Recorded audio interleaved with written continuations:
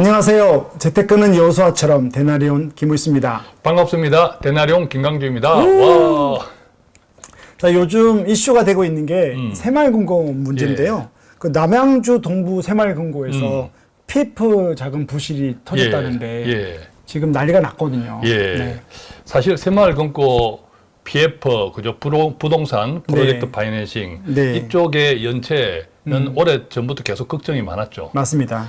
걱정이 많았는데 마침내 터진 거예요. 네네. 우리가 시중은행 같으면 시중은행은 하나의 회사잖아요. 그렇죠. 시중은행은 독립적인 지점들이 있고 하나의 회사인데 이 새마을금고는 중앙회라는 본사가 있고 쉽게 우리가 이야기하면 또 개별적으로 독립 경영을 하는 새마을금고들이 각 지역마다 지역 있죠. 단위마다 맞아, 지역 단위마다. 그러니까 어떤 의미에서는 그 지역 단위마다 독립적인 경영을 하는 새마을금고는 하나의 은행이다. 이렇게 생각할 수 있는데 그러니까 심각한 거예요. 그렇죠. 어쨌든 이 새마을금고를 많은 분들이 이용하고 있단 말이죠. 금리가 높으니까. 맞습니다. 금리가 높으니까. 그런데 이게 터졌다.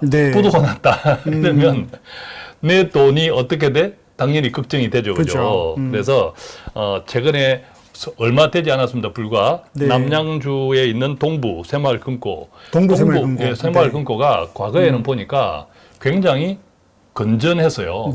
아주 괜찮은 금고였는데 이번에 이제 PF 부실이 큰 건이 하나 터진 거죠. 600억 터졌다고 그러죠. 예, 감당할 수 없는 것이 터지니까 동부 새마을금고의 체력으로는 감당할 수 없었던 거죠. 다행히 새마을금고 중앙회에서 그 부실 채권을 인수 그죠? 자기들이 감당을 하고 또 안고 합병한다는 거죠. 다른 건강한 새마을금고 화도 새마을금고랑 합병하는 걸로 일단 수습을 하고 있습니다. 아, 그러면 동부금고에서 문제가 좀 생겼는데 화도하고 이거 합병시키고 그 채권은 중앙에서 따는 거죠. 중앙에서 따고 사실 지금까지도 이 같은 사례들은 종종 있어 왔어요. 네, 맞습니다. 새마을금고 중앙회 차원에서 부실을 인수하고 다른 파산된 새마을금고를 다른 건강한 새마을금고랑 합병하는 이런 사태들은 자주 있었는데 이번에는 이 같은 이제 PF 부실이 새마을금고 문제뿐만 아니라 이것이 우리나라 그동안 지방건설업체 주로 이런 쪽에 계속 구조적인 문제이기 때문에 파급 효과가 계속 그죠? 만약 이것이 이번 한 건으로 끝날 문제냐 이게 또 새마을금고를 벗어나서 이게 저축은행 심지어 시중은행 단위까지 위험이 전이되는 것 아닌가.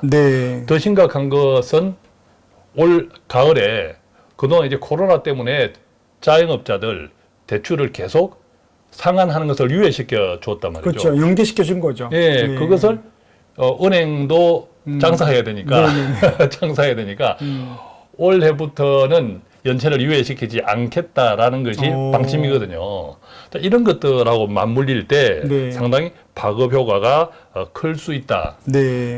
지금 현재 그래서 이제 새마을금고가 계속 부실에 대한 문제가 나오고 최근에 이제 이런 문제까지 실제로 터지다 보니까 새마을금고에서 돈이 빠지고 있어요. 그 2달 동안 심지어 7조가 빠졌다고 하네요. 맞아요. 2달 동안 7조. 7조면 엄청나죠. 그런데 다른 금융업계, 근데 저축은행이나 시중은행 쪽은 수신금고 빠지지 않고 오히려 늘어났어요. 그 이야기가 무슨 이야기입니까? 새마을금고에서 돈을 빼서 빠진 돈이 거죠. 이쪽으로 이제 옮겨가고 있다는 거죠. 지금 이제 전체적으로 보면 새마을금고 중앙에 전체 차원에서 보면 우리나라의 모든 새마을금고 유동성은 총 유동성은 괜찮아요. 중앙에는요. 총 유동성은 괜찮은데 각 단위별로 이번에 이제 문제가 된 것처럼 이렇게 이제 문제가 생기고 있죠. 자, 그래서 총 유동성이 괜찮다고 할 때는 이번처럼 중앙회에서 부실을 떠안으면 되니까 문제는 돈이 계속 빠져나가면 소위 뱅커는 그 걱정되면 그렇게 할 것 같은데요. 그렇죠. 이 심리란 말이죠. 투자는 심리, 경제는 심리라고 하잖아요. 그래서 계속 빠져나가면 다른 문제가 생길 수 있는 거죠. 그러면 새마을금고 문제뿐만 아니라 이것이 아까 그동안 이제 코로나 대출 유예도 끝나고 이런 등등의 문제들이 복합적으로 작용하면 또 우리 경기가 지금 좋지 않잖아요. 또 새마을금고의 저축은 아니지만 뭐 빚을 내는 분들도 일반 은행이 안 되거나 예, 제2금융권을 빌린 거니까 이자가 높더라도 맞습니다. 뭔가 문턱이 낮으니까 빌리는 맞아요, 거니까. 맞아요. 그래서 네. 올 가을에 걱정되는 부분이 사실 뭐 채권을 유예받아 있다가 채무를 상환할 수 있으면 상관이 없죠. 네. 그런데 그 가운데서 다중 채무자들. 맞아요. 어려운 분들이 맞아요. 뭐, 이 다중 채무자들은 다 어려운 분들이란 네네네. 말이죠. 빚을 내어야 되겠는데 더 이상 뭐 시중은행은 안 되고 네. 저축은행조차도 안 되고 뭐 네. 이런 등등의 다중 채무자들이 그 가운데 상당 부분 있어요. 그래서 실질적으로 연체율이 지금도 다른 상호금융, 일반 저축은행이나 예. 뭐 신협 이런 데보다 2배 예. 이상 연체율도 맞아요. 높아지고 있다고. 지금 새마을금고가 연체율이 6%가 넘는데요. 6%가 넘고 특히 전체 새마을금고가 우리나라에 1294개라 그래요. 그렇게 많네요. 1294개, 1294개인데 네. 이 중앙회에서 자체 경영 실태 평가를 했는데 네. 3등급 이하, 3등급. 1등급에서 5등급인데 네네네. 3등급 이하를 받은 곳이 네. 무려 전체의 15.6%, 200개가 넘는다고 해요. 네. 이 3등급 이하를 받은 지역 단위 네. 새마을금고는 사실 언제든지 네. 부실, 파산될 위험이 있는 금고들이거든요. 그래서 경영을 바꿔로 뭘 그렇습니다. 세부적으로 적극적인 조정을 해는 경영 거죠. 개선을 해야 네네네. 되는 네네. 상황인 거죠. 네. 자, 그래서 뭐 단순하게 정리해 보면 새마을금고 문제로만 그치면 괜찮을 수 있다. 중앙회 차원에서 총 네. 유동성은 괜찮고 또 뭐 터지면 과거에도 이런 사례는 가끔씩 있어 왔으니까 네네네. 터지면 부실을 중앙에서 떠안고 또 괜찮은 건강한 다른 단위 새마을금고랑 합병을 시키고 네. 뭐 이러면 되는데 이게 아까 말씀드린 여러 가지 문제가 중첩이 되고 또 한국 경제도 좋지 않고 네, 네. 그런 상황에서 가을에 이게 어떻게 파급이 생길지 알 수 없다. 그렇다면 이제 우리는 어떻게 좀 준비를 해야 될까? 네. 여기에서 중요한 포인트가 저는 미국의 금리, 한국의 금리라고 봐요. 이 지금 미국의 금리와 한국의 금리 역전이 1.75인가? 맞아. 1.75가 역대 최고예요. 미국에서도 높은 거예요, 사실은. 맞습니다. 네. 역대 최고로 벌어져 있죠.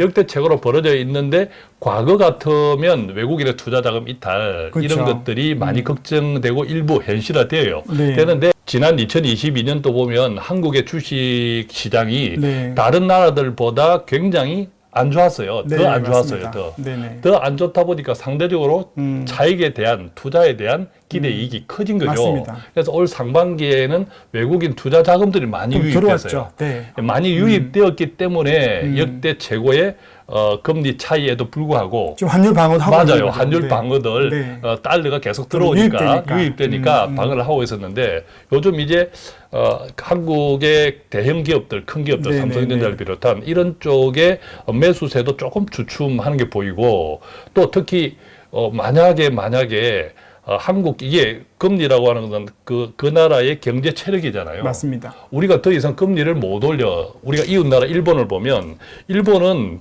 정부 부채, 국가 부채가 어마어마하게 많아요. GDP 대비 200%가 그래서 넘죠. 못 올리고 있는 맞아요. 거예요. 그래서 일본은 어쩔 수 없이 네. 금리를 못 올리는 나라예요. 근데 우리나라도 만약에 이렇게 계속 안 좋고 또 미국이 지금 7원 파월 의장이 한 7원이나 가을에 한두 번 더 올린다. 예. 그러면 역전이 그렇죠. 2%, 2.25까지 올라갈 수 있습니다. 예, 맞아요.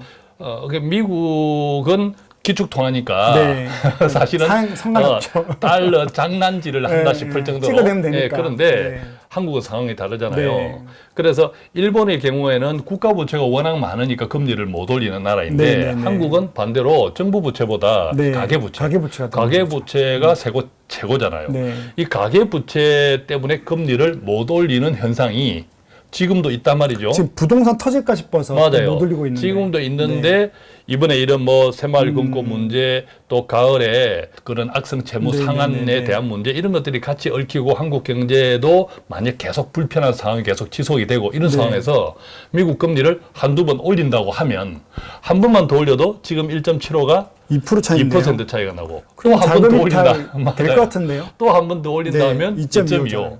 자, 이런 상황에서 한국 주식에 대한 차익 실현이 일어나고 네. 경제에 대한 매력도가 떨어진다 하면 그렇죠. 정말 우리가 걱정하는 하반기에 외국인 자금의 이탈까지도 걱정할 수 있는 거죠. 그러면 총체적 난국이 될 수 있습니다. 맞습니다. 지금 중국도 사실은 경제가 좀 안 좋아서 예. 우리 수출도 잘 안 되거든요. 예. 그러면 환율도 문제가 생기고. 맞아요. 그럼 예. 이제 우리가 디플레이션으로 그렇습니다. 갈수 그래서 있겠네요.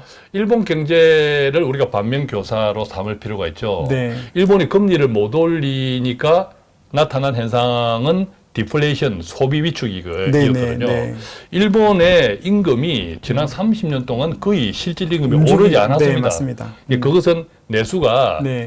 굉장히 좋지 않았기 네, 때문이거든요. 그러니까 반대로 인플레이션으로 또 갈 수 있어요. 그러니까 두 개 중에 하나예요. 그렇죠. 금리를 못 올리고 뒤에서 계속 돈을 풀어야 되는 상황이라면 이게 디플레이션, 네. 그다음에 아니면 인플레이션으로 갈 수 있거든요. 인플레이션을 잡으려면 미국처럼 금리를 올리는데 그것도 안 되죠. 못 올리고 그러면 또 지금- 내수 침체가 네네네. 일어나고 악순환인 그 거죠. 악순환이 되는 거죠. 자, 이런 것들을 우리가 총체적으로 좀 이해할 필요가 있고, 자, 이런 상황에서 우리 가정의 경제는 어떻게 해야 될 것이냐. 자, 그러면 이제 어쩌란 말입니까?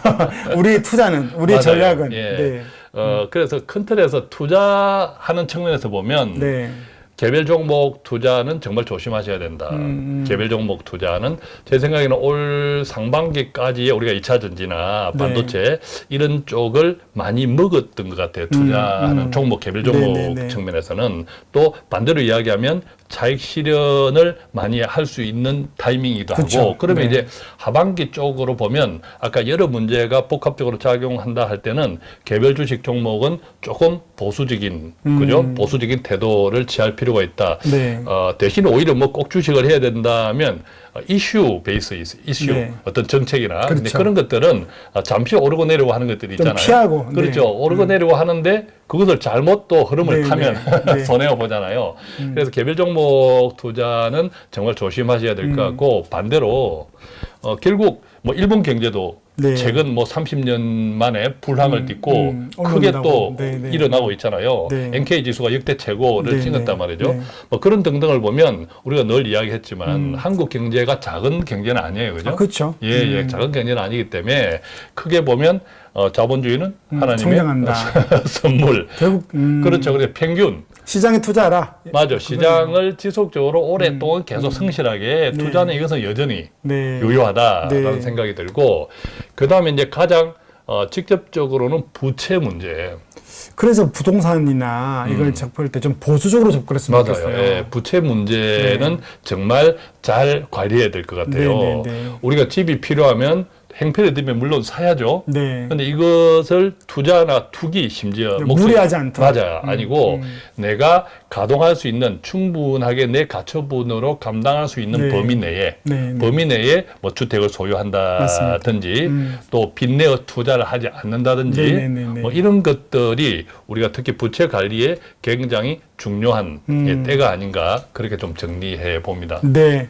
오늘은 요즘 이슈가 되고 있는 새마을금고로 시작했지만 결국은 이것들이 한국 경제에 몰골 파급 효과에 대해서 이야기를 좀 나눴고요. 무엇보다 그럼 우리는 어떻게 해야 되는지, 예, 자본주의는 성장한다는 걸 믿고 시장에 투자하자, 꾸준히. 그리고 부채를 많이 지지 말자. 이렇게 정리를 좀 해보겠습니다. 저희는 오늘 여기서 마치겠습니다. 감사합니다. 고맙습니다.